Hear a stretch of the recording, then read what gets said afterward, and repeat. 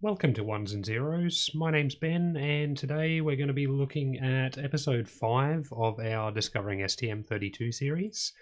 So continuing on from where we left off from our video yesterday, where we went through finishing off the serial system and actually getting that tested and making sure that that was working so that we can actually send textual data in between the Discovery device, this guy here, and our laptop. So today we're going to be taking a bit of a look at getting the FMC and the SDRAM up and running so that we can start to use that to help us get the LCD screen up and running as well. So similar to the approach that we've taken previously, we are going to be using some or a class to be able to encapsulate what we need that to do. However, compared to what we've done previously with our GPIO and UART classes, as we can see here, where these ones have been designed so that we can almost use that as a blueprint to be able to set up multiple different GPIO pins in this case, or with our UART being able to set up a particular UART, one of the 6 different ones that is in the STM32 we're using. For the FMC and the SDRAM, because there is only one SDRAM chip that we're going to be working with, we're going to be looking at creating the class in such a way that only allows us to create one copy of it. So rather than us having a blueprint that can then be used to describe multiple instances of a class, the blueprint and the instance are kind of going to be the same thing, which is a concept known as a singleton. So if you're not familiar with that, we have started another series, finished that video or that stream just before, where we will be breaking down some of the C++ and programming concepts into their simplest pieces. So help create an understanding of the more complex sort of intermediate level things that we are looking at in this particular series. If there's anything that you would like me to go through and explain in that series, which has been called Unearthing C++, feel free to leave me a message, send me an email, pop a comment up on our subreddit and let me know, and I'm happy to have a bit of a look into that. So we'll definitely have a few more videos coming out for that series later this week, as well as a few more videos hopefully for this series between now and the end of the week as well. So let's get stuck into some code. So first things first, we're going to create a header file and a source file for this one. So going with our naming scheme, we'll go with QAD underscore, and let's call this one FMC because that's a particular peripheral that we're using to communicate with the SDRAM chip. So pop that one in there, and QAD FMC.cpp for that one. And much like the previous streams in this series, the code from this episode will also be going up onto GitHub after this stream as well. So, alright, so we've got those ready to go, and as we've been doing previously, we're just going to grab our header from one of our other files, copy it into this one. Is it the 30th today? And this one is FMC, and its role is FMC/SDRAM driver, like so. So fix this one up, and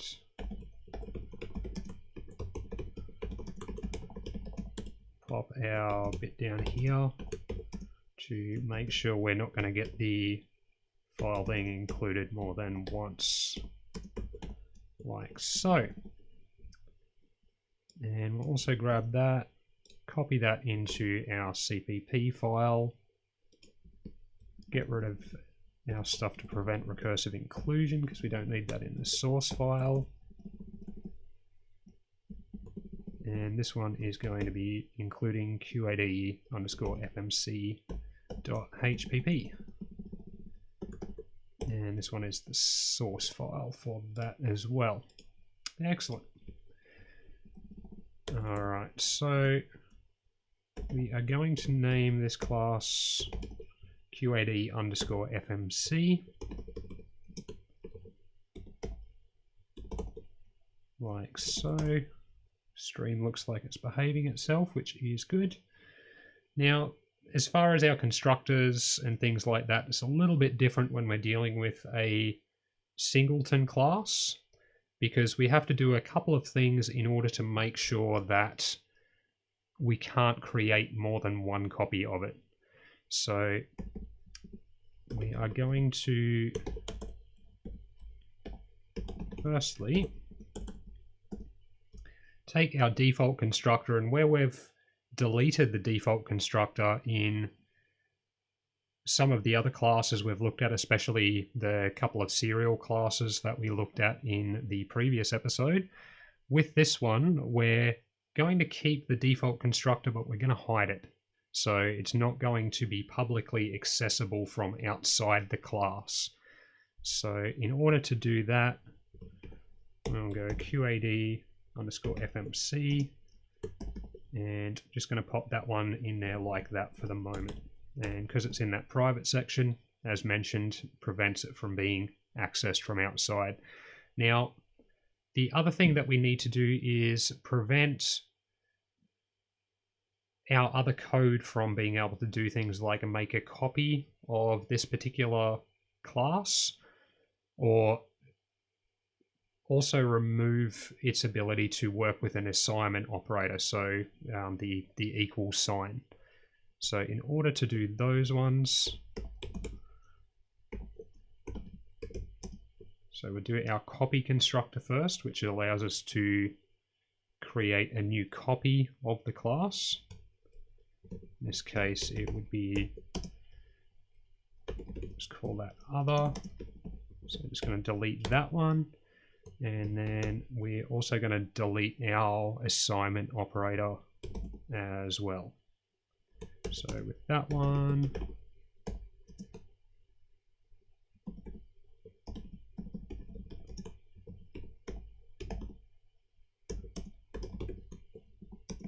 like that. So that's deleted these guys. We've still got our default constructor. That hasn't been deleted, but it's been made private. So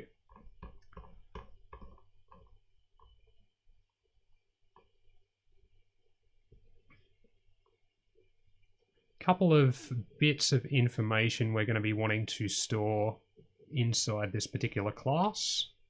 I'm going to pop these guys in here. So the first of those will be the handle to our SDRAM that we'll use when we're using the HAL to help set it up and things like that, much as our GPIO handle type def and our UART handle type def that we've done for those particular drivers. And I'm just going to call this one m_s handle, again following the naming convention that we've been using previously. And then we are also going to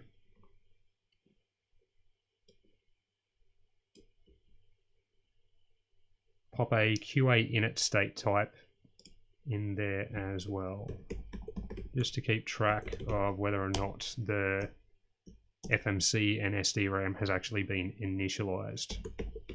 So we'll just call that ME state like so. Now with a Singleton class, we need a way to be able to retrieve a reference to that single class, whereas generally we'd create a fresh one using our constructor or something like that. In this case, we need to be able to grab hold of a copy of the only existing copy. So for that, we're going to create a static method that returns a reference to our QAD underscore FMC, and we're going to call that get. And in this one, we're going to have a static variable, which will also be a QAD underscore FMC, and we'll call that one instance. Now, with the static methods and static variables, they inside a class are something that is accessible to every copy of that particular class. So say for our GPIO class that we created to control our LEDs on the board, if we had a static method in there and we created two different copies of that class, one for the green LED and one for the red one, then whatever we put into that static variable is going to be identical and accessible by both of those classes, as if it's shared between them, essentially. So in this case, because we're only going to have one particular copy of the QAD FMC class, when we create this static variable in here, it's going to return us the particular instance of that class, the single instance that is able to exist due to the fact that it's static. And because this is a static method, it is something that is accessible to all of the classes, not to a specific instance of a class. May seem a little bit more confusing. Again, I'll try and explain it a bit better through the course of this video as well. We will also be looking at Singleton classes a bit more in this series, and along with that, we'll also be looking at Singleton classes in our Unearthing C++ series as well, as we move forward with that too. So back to this one, we are going to return instance like so, and this will allow us to actually get a reference to our Singleton instance of that class.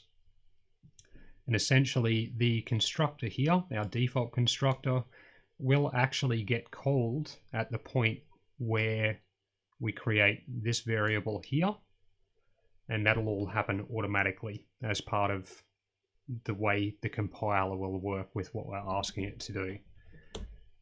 Now we're going to need a few other methods here as well, and because we're dealing with a Singleton class, we're going to create a few static methods. Again, things that are directly shared between multiple instances or just the single instance in this case.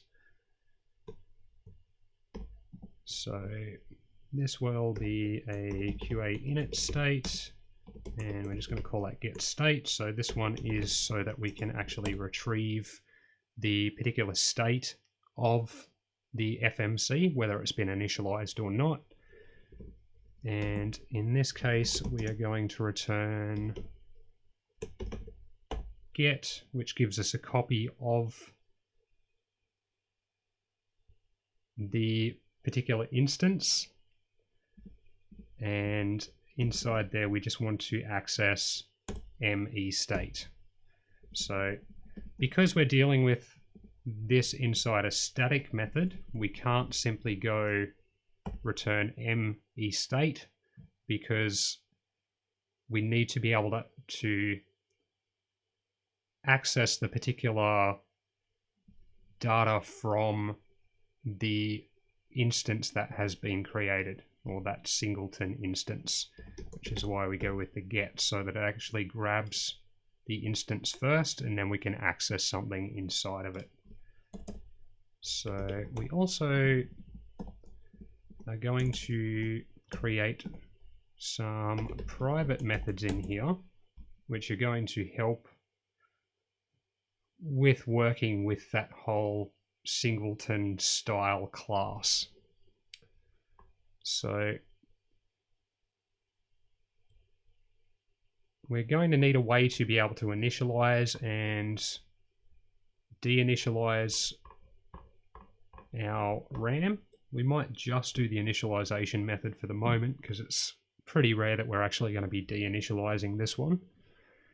So inside our private section down here, we are going to create a method to initialize that. So we'll just go QA result so that it can return whether or not it has actually succeeded. We're going to call this one imp_init. So we're also going to,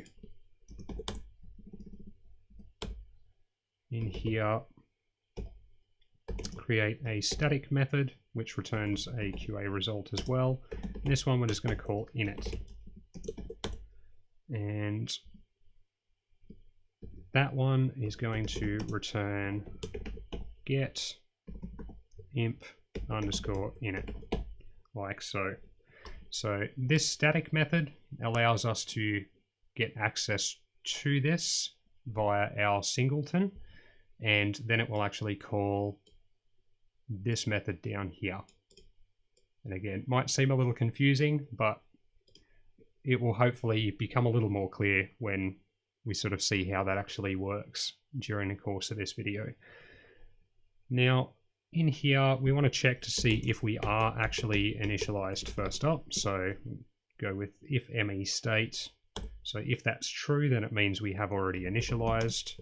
And if that's the case, we're just going to return QA OK. Simply because if we're already initialized, then it's kind of the same as if it has successfully initialized at this time around as well. Now, we do also want to have another method in here. So there's kind of two stages to getting the FMC and SDRAM set up. Firstly, we need to actually set up the FMC peripheral, get all of the right settings into that. And then once that's working, then we actually need to initialize the SDRAM chip itself. And there's various commands that we can send to that to tell it things like what the CAS latency is and how we're going to be actually communicating with the SDRAM chip as well. So we're going to create just a little helper method here, which allows us to send the commands to the SDRAM chip. And we'll be doing that using the HAL, so we'll use that FMC_SDRAM_command type def.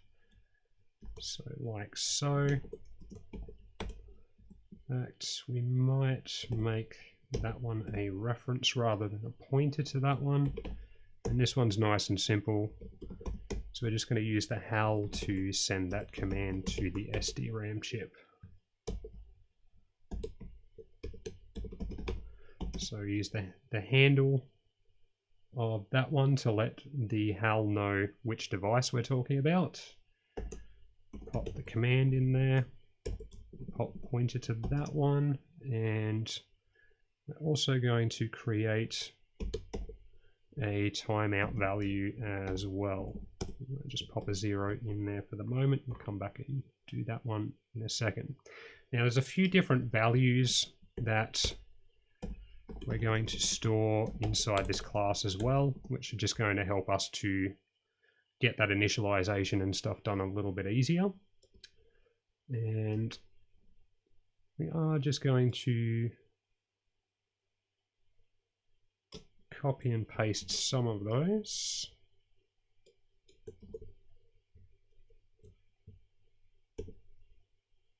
Like so. Make these guys constant, and essentially what these are for is to help us when we're actually going through and setting up the actual SDRAM chip itself. Just tidy those up so they follow our particular naming convention. So we've got values here to be able to tell it what burst type we're actually using. If we're accessing multiple words in a single transaction, so if we're just reading a single 32-bit word or multiples of them, so we are dealing with 32-bit memory with that SDRAM chip. Got some things here to be able to tell it what CAS latency we're going to be using, the operating mode, as well as whether or not we're going to be using burst for writes as well. So essentially there is a register inside the SDRAM chip which stores the particular values we're going to be popping in there, and that is what the SDRAM chip uses to determine how it functions with its communication with the FMC.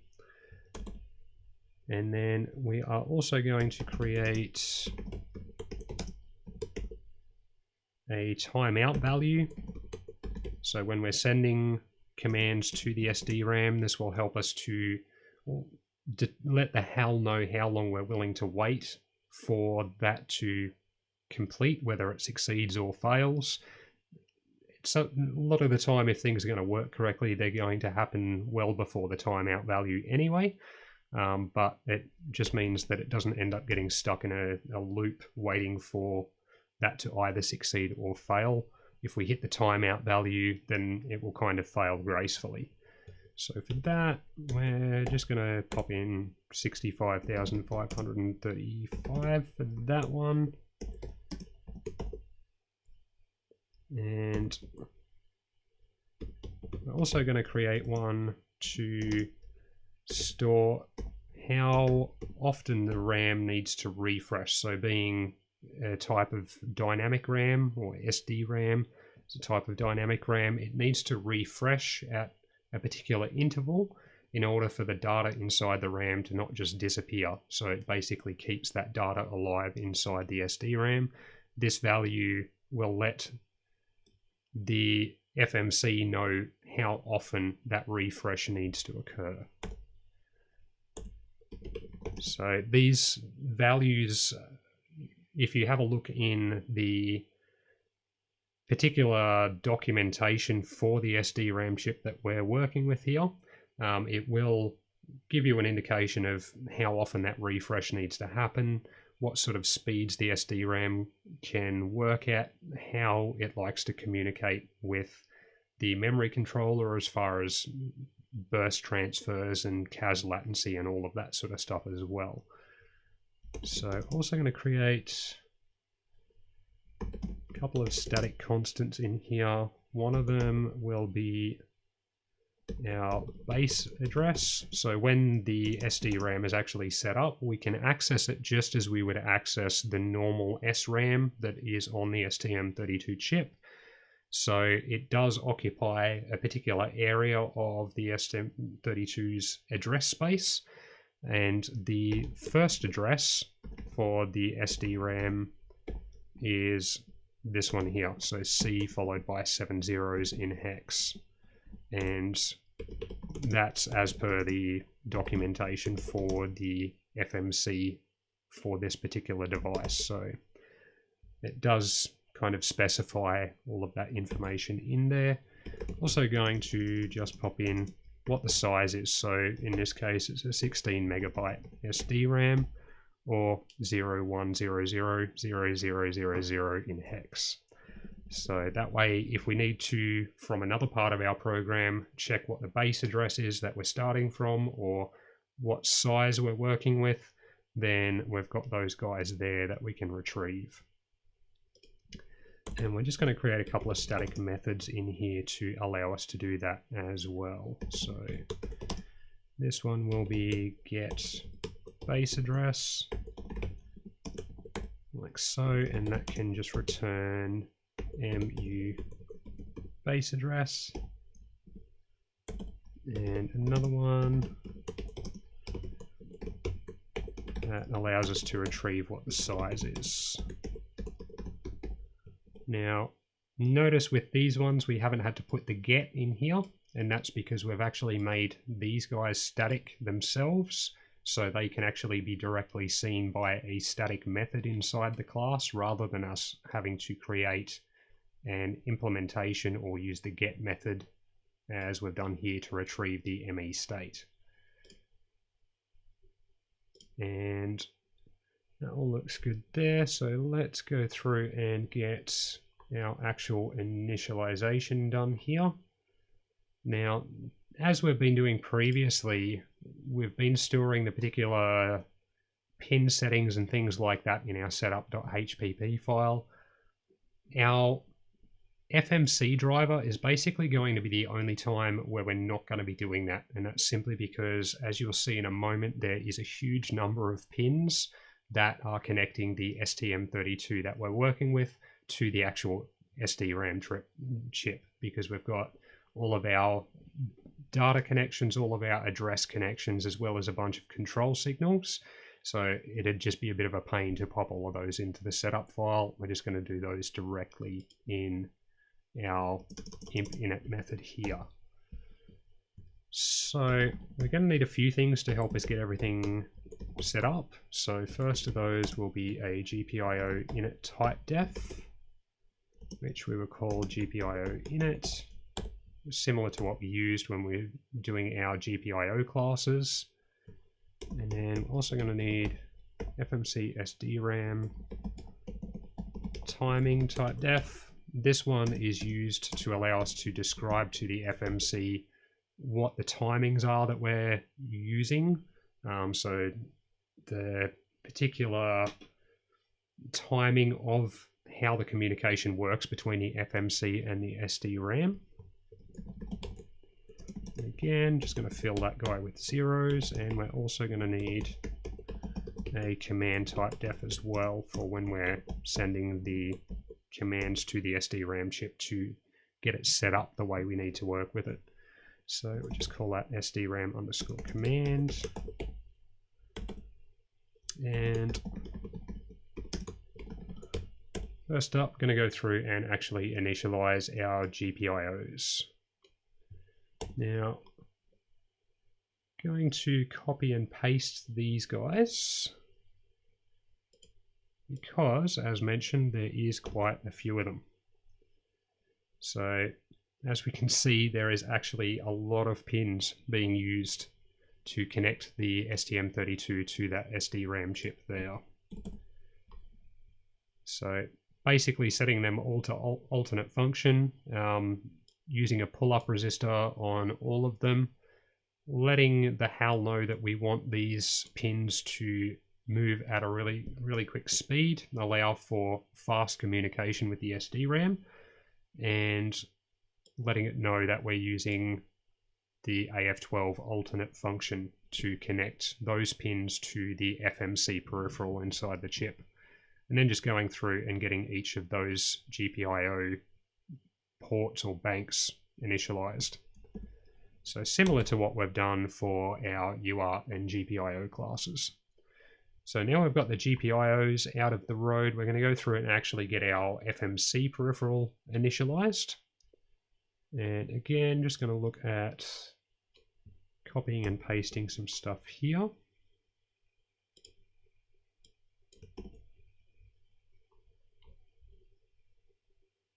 And it hasn't done my indent properly for me, so let's just fix that one up. So a few steps that we're going to do here. First of those is actually turning on the clock for that FMC peripheral. Then we're going to go through and fill out a structure which will let the FMC know how we actually want it set up in order to properly communicate with the SDRAM. So letting it know how many bits that we're using for the addressing, for example, so for the column address and the row address, letting it know that our memory is 32 bits wide, how many internal banks there are in the SDRAM chip, so in this case 4, what our column address strobe latency is, or basically how long it needs to take, how many clock cycles in order to provide the column address to the SDRAM chip, so in this case 3 cycles. Disabling write protection on that one, so we do want to be able to both put data into the SDRAM as well as retrieve it, so we disable the write protection. And then a couple of other settings there which we're not going to go into too much at the moment. Also going through and filling out our SDRAM timing here to basically give it even more of an explanation of the amount of clock cycles that need to occur in between different states of that communication, and then just going through and supplying all of that to the HAL to get the SDRAM initialized. And then if that fails, then we need to return QA fail, like so. We're also just going to go in and on our default constructor, make it so that our initial state is that it's not initialized. So if we go up here, we're going to use QA not initialized in there.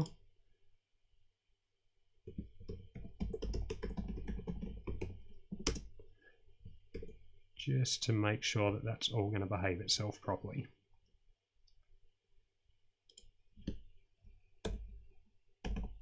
Now, if it makes it all the way through the initialization method, then we are going to return QA OK to let it know that that worked correctly. And we're also going to change ME state to QA initialized, like so.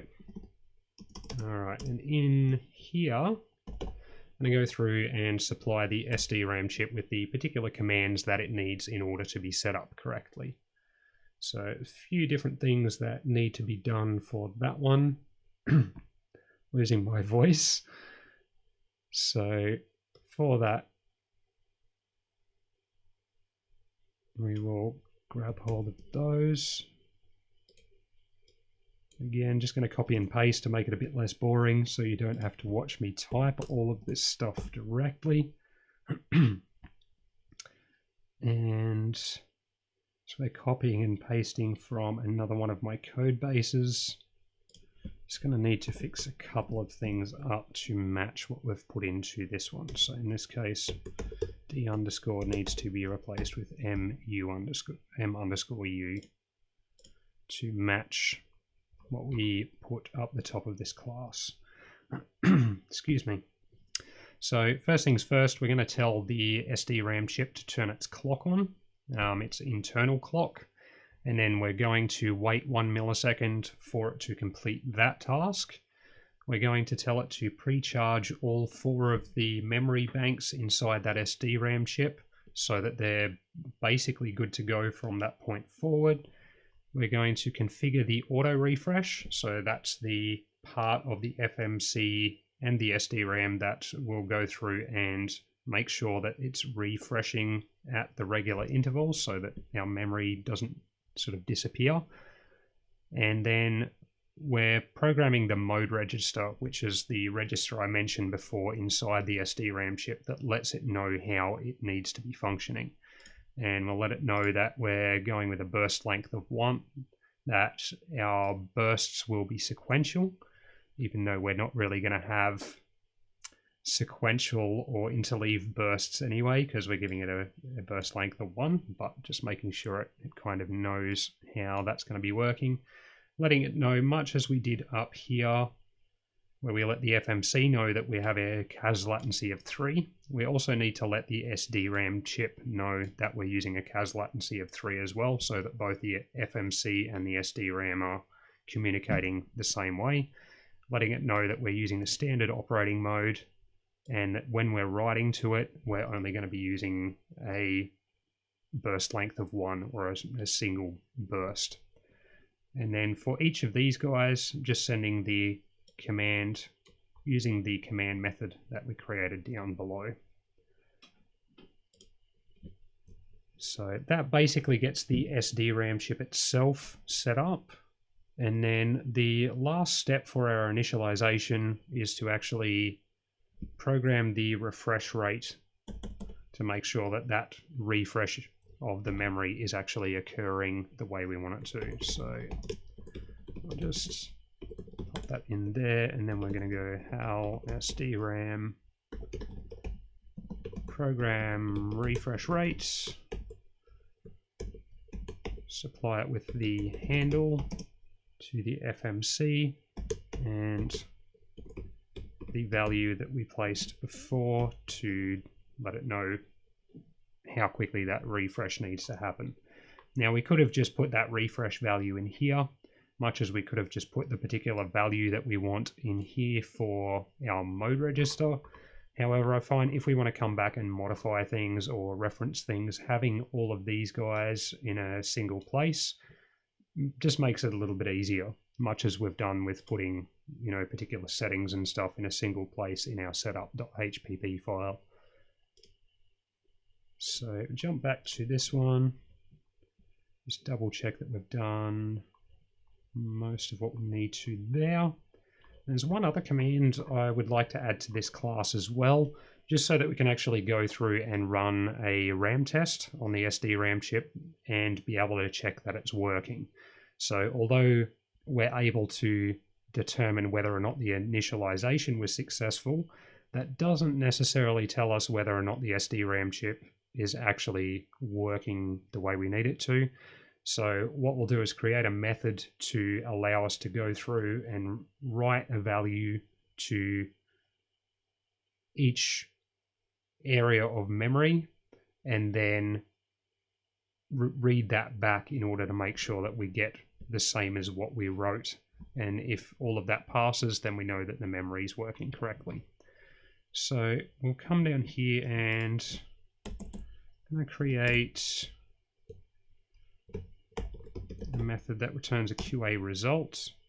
We'll call this one test. Don't need to pass it anything. And in this one, basically what we're going to do is go with a bit of a for loop. So uint32t, we'll call that I for index equals mu base address. So it will start from the base address of the SDRAM and then we're going to count up from there. So our for loop's going to keep track of which address we're actually writing to or reading from. So mu base address, I'm going to go I is less than mu base address plus mu size and shift the size to the right by 2, which is effectively dividing it by 4. So do the same thing as if we actually did the divide by 4, but doing a bit shift tends to work quicker inside the processor. So if you're dividing by 2 or multiplying by 2 or a power of 2, generally I will use a bit shift over doing an actual multiplication or a division because it's something that the processor can, most processors can typically do a decent bit quicker. And we're just going to tell it to iterate through all of those there. Now, there's kind of 2 stages to this. So write to SDRAM and read from SDRAM, and we're going to do the same loop in here.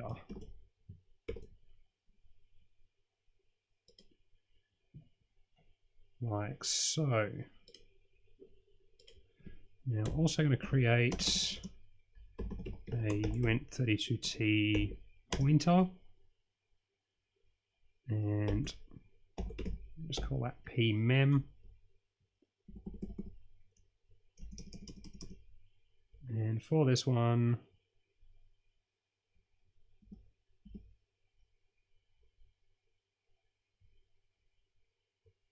we might, a couple of different ways that we could do this. So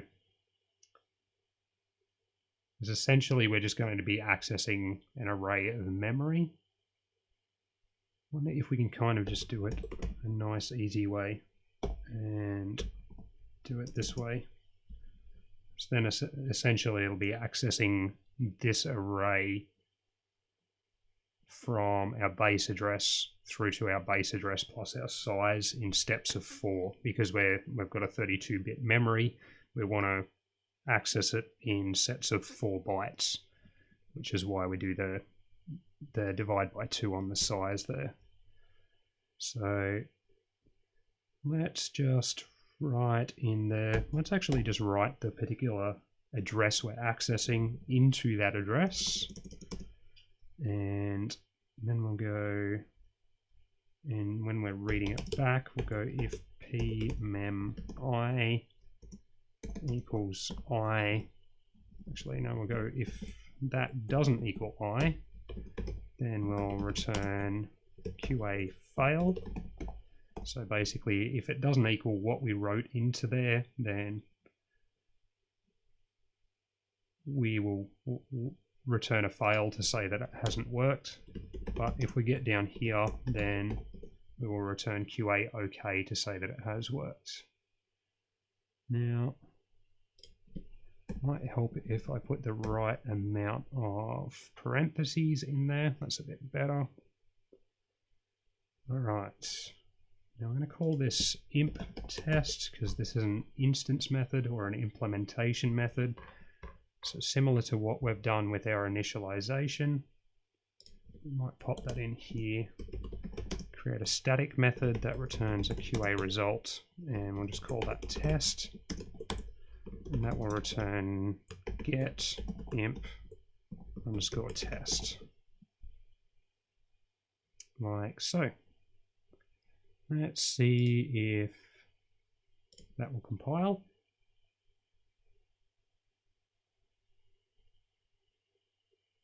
Six errors. It's better than the 1,000 odd errors we got last night. Ah, okay, so we're passing it a reference to that, so not a pointer. Like so. And then we are passing it a pointer to that one down here rather than a reference. Excellent.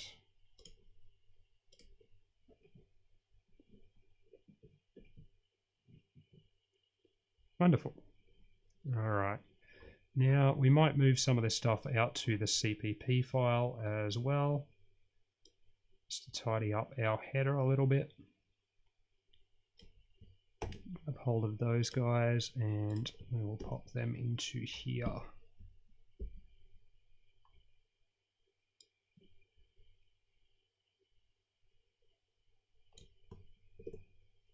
Like so.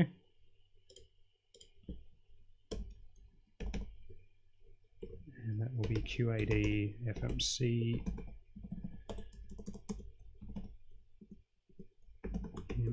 init and QAD FMC initialization methods. And just so that we're following the same sort of naming and layout scheme as we have for all of our other files.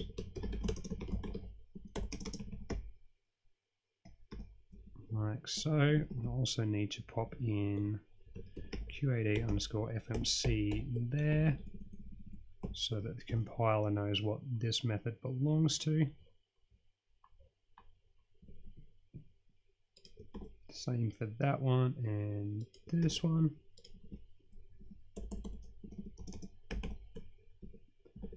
These will be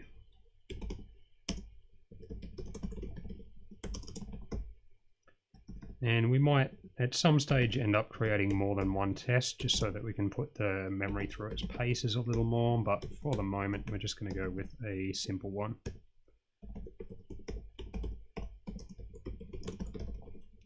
Like so.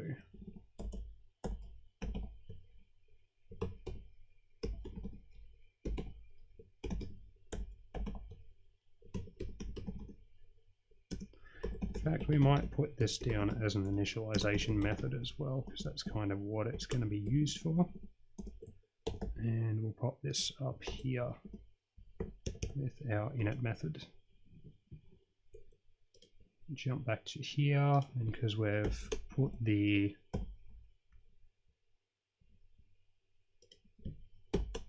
code for these guys in our source file, I'll just tidy this up.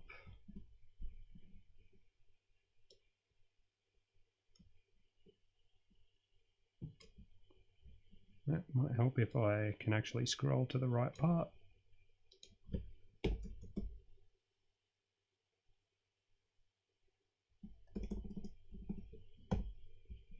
like so. Make that look a bit tidier. And I might just put a bit of space in there because these actually no, need to rearrange these ones to match how we've ordered them in our source file. And just for consistency. Now we're going to leave these static methods in here just because there's really only one line for each of them. Doesn't sort of mess up our class declaration too much. We could go through and put these into the source file. It's kind of going to work fine either way for those. So I'm not going to worry about that too much. And then go into our main and we're going to include QAD underscore FMC.hpp. Now, because we're using a singleton class rather than a class that can have multiple instances, we're not actually going to go through and create a variable for that class because it's kind of going to manage itself in that way. So the way we go about actually accessing that is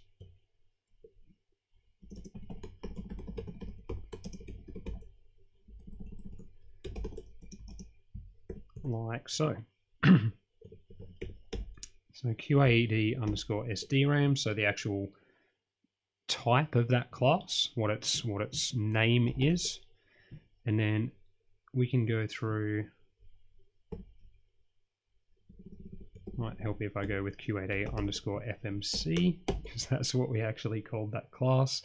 And then if we go in here, rather than excuse me, accessing it as if it was a particular instance, we can actually see the methods that we've created. Now you'll notice that we're only seeing the static methods that we've created rather than the imp init and the imp test and the command method that are instance specific. So for this one, we're just going to go QAD FMC init, and so if that succeeds, then we're going to make a note of it, and if it fails, we'll also make a note of it. We're going to use our serial that we finished off in the previous episode to help us get a bit of feedback on whether or not our FMC and SDRAM set up properly. So what we might do is modify what we did here so that if the serial setup fails, we might just go into an infinite loop.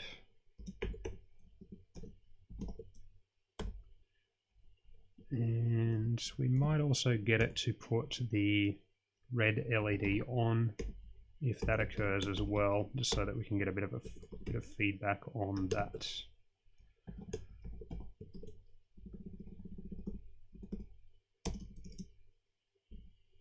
And then if our serial setup has succeeded, then we can come down here, get our FMC and SDRAM initialized and see whether or not that has actually succeeded.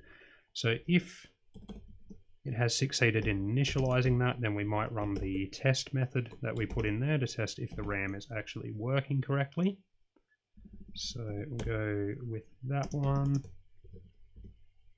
And if that has succeeded, then we're going to send something to serial to advise of that. Otherwise, we will advise that it has failed the test. So we're going to want tx string cr, and let's go SDRAM initialized and tested OK. Otherwise we'll go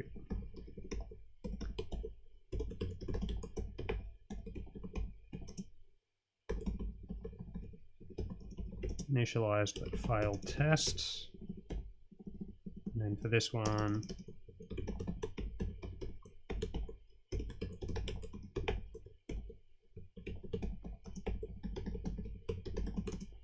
initialization failed. Alright, and let's see if that compiles. 2 errors. That should be QA okay.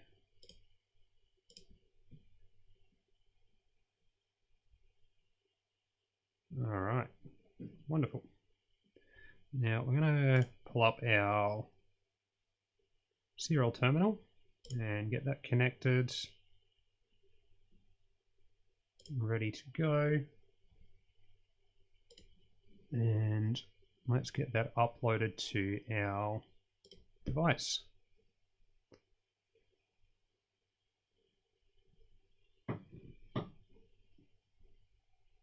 And using some new software for the camera that's keeping an eye on the Discovery board today, which seems to be working much better than the Epic Cam software that I was using previously. So basically just got my iPhone set up as a webcam.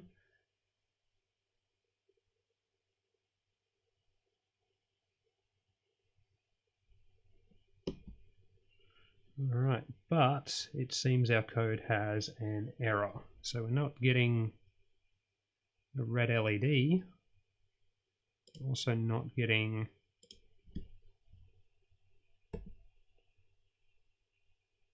any other action. So we should be getting, if it all succeeds, we should be getting a green LED flashing on the board at the moment, which we're not, and we're also not getting anything showing up in our serial terminal. So if we hit reset on the board, still no activity. So there's got to be something wrong with our code here somewhere. So I'm just going to get it to skip the actual test at the moment, just to take that out of the equation and see if that is somehow failing and causing us an issue.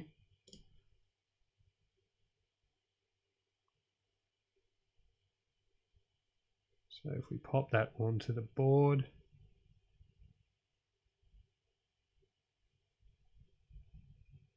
alright, so it is our test that's having an impact there, because without that it's actually getting to the point where it's flashing our heartbeat LED. So let's change this up a bit.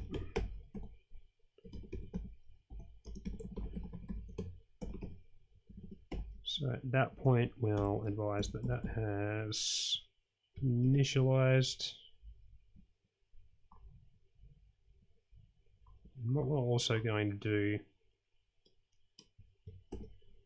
is, I'm guessing that something that we did in the test was actually triggering a hard fault, is we're going to jump into our handlers file, and if we get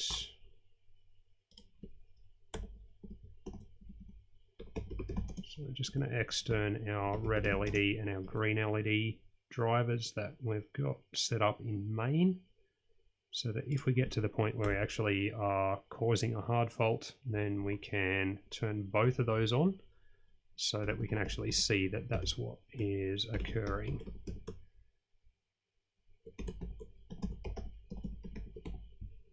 And do the same for our green LED. Oops, not on for that one as well. And while we're in here, we might do the same thing for our memmanage handler, our bus fault handler, and our usage fault handler as well, just so that if any of those occur, it's going to turn both LEDs on the board, and we're going to see that there. I'm going to also go down to here, and we're going to get it to perform that test again. Change these up a bit to match what we're doing, like so.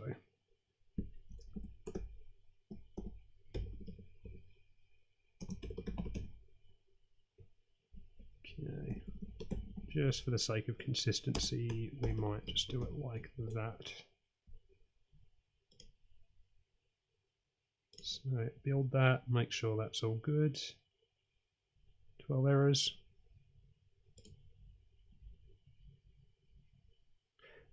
Okay, so we need to also include QAD GPIO.hpp so that it knows how to make use of these guys here.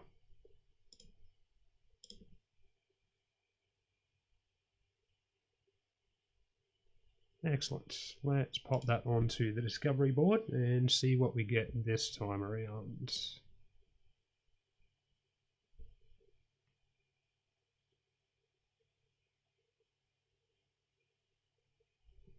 Okay, and we have two LEDs on the board, and we can see it's actually hit that hard fault just after the UART device has managed to get 2 characters sent out to the computer, and then it's failed just after that. And because the fault handlers have a higher priority than our interrupt request handler, it's not allowing that interrupt handler to continue sending out data to the computer, which is why it gets cut off after those 2 characters. So we know something in our test isn't working correctly here. So essentially we're accessing an area of the address space that we shouldn't be. And it may have something to do with me trying to cheat a little with this. We might take a slightly different approach. Here's another way that we can do this, which I would typically use. We'll do that after the includes. Now, just to make sure that I do this correctly first time, let's open up the particular code for that one.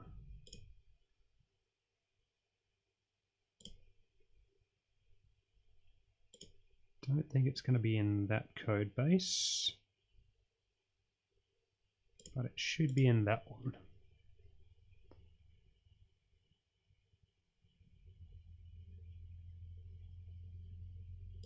Pop that one onto our other monitor.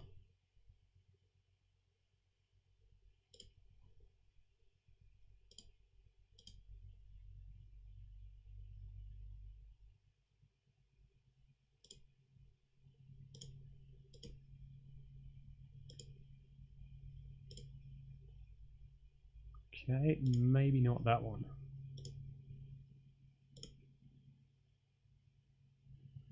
Let's have a look in.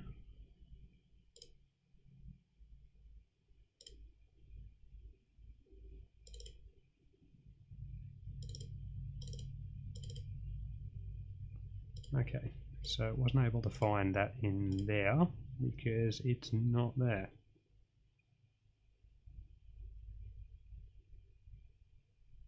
Be in here somewhere.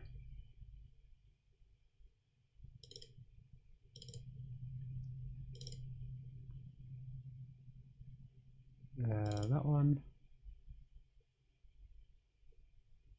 So this is a pretty cool project that I'm pulling the code from here, which is a blend in between STM32 devices and ESP32 devices to create a really cool wireless sensor network to manage a nursery irrigation system of all things, as well as allowing people to be able to access that system via a web portal, also having it sending out things like emails and text messages in the case that something is going wrong. So even if they're not on the premises, they can easily keep an eye on things.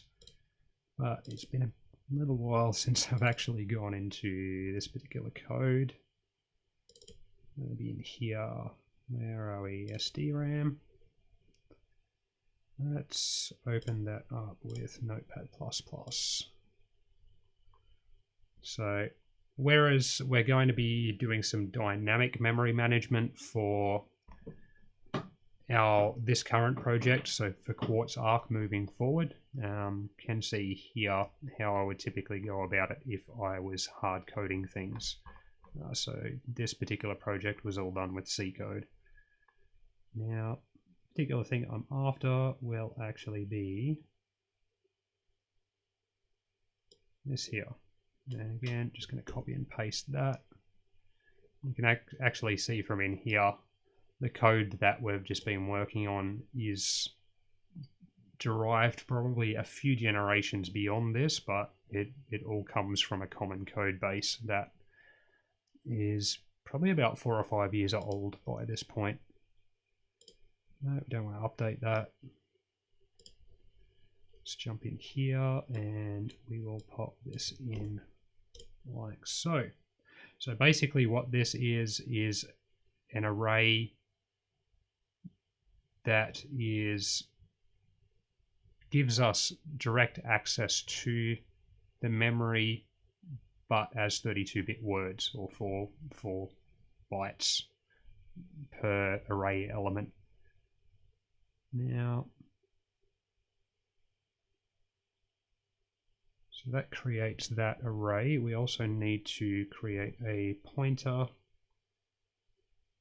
to that one, which will be that guy there. So I'm just going to copy that into here.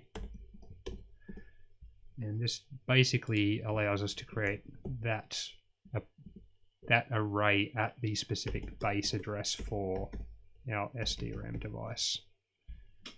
So I'll likely come in here and tidy this up at a later date. But for the moment, just so that we can actually make sure it's working, we're just going to do it like this for the moment. So we'll call this QA FMC 32, QA FMC. And this just is basically the number of 32-bit words that are in our 16 megabyte SDRAM.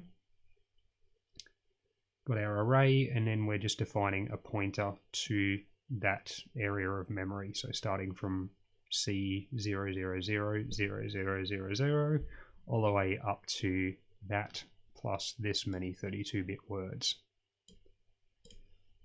All right. Now what we should be able to do in our test method is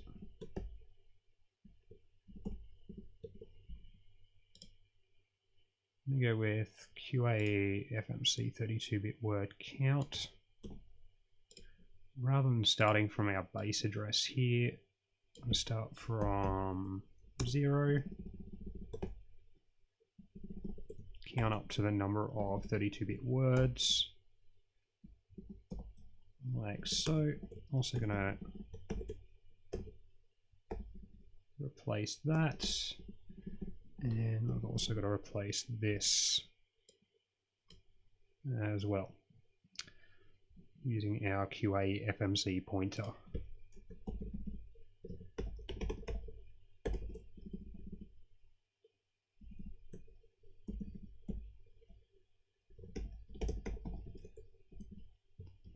Like so. Alright, so starting at 0, counting up to that one, incrementing, accessing the correct thing over here. Firstly going through and writing the index value from the for loop into each memory location, and then reading it back, comparing it, and checking if it fails. So we'll compile that. 12 errors. Okay. Might help if I update these names too.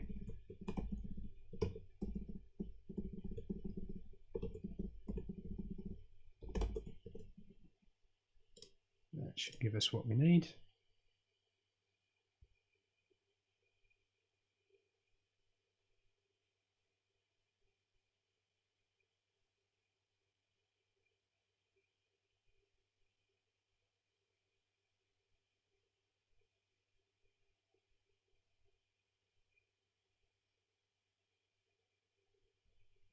Okay, I see what we're doing here.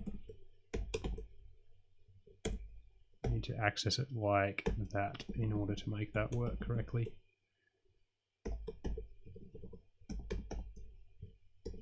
There we go. So accessing the array within the pointer, because we have a pointer to an array and a member inside that structure called data, which is actually the array itself, which is why we'll do it this way.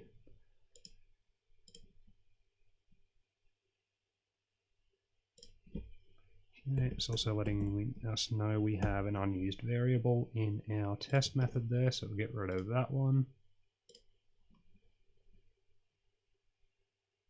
And let's see if we have any luck with this one. So get it uploaded to the device. And initialized and test passed. So just reset that one again. Wonderful. And for the microcontroller to go through and write to every 32-bit memory location in that SDRAM chip, it actually manages to get through that pretty quickly. It's one of the reasons why I enjoy working with this particular microcontroller with the 216 megahertz CPU, as well as having the SDRAM connected via the FMC. It gives us quite good performance, which certainly helps when we're using the SDRAM to store frame buffers and things for the LCD screen, as well as if we're storing audio data and things like that there as well. So, successful. Alright, so that's how we go about getting the FMC and SDRAM up and running.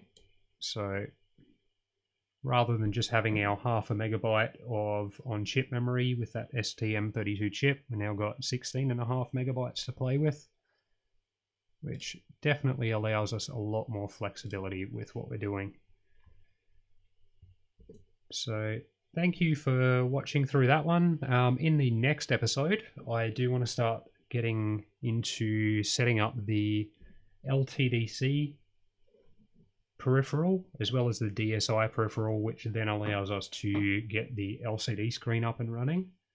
And then we can start to look at getting some of the drawing methods, like rendering methods for the LCD, including being able to draw simple shapes like lines and rectangles, circles, things like that, as well as looking at how we can go about setting up a font system and being able to render text in a way that works quite well for the limited space and processing power that we've got inside a microcontroller, as opposed to, say, a typical PC or Mac or something like that.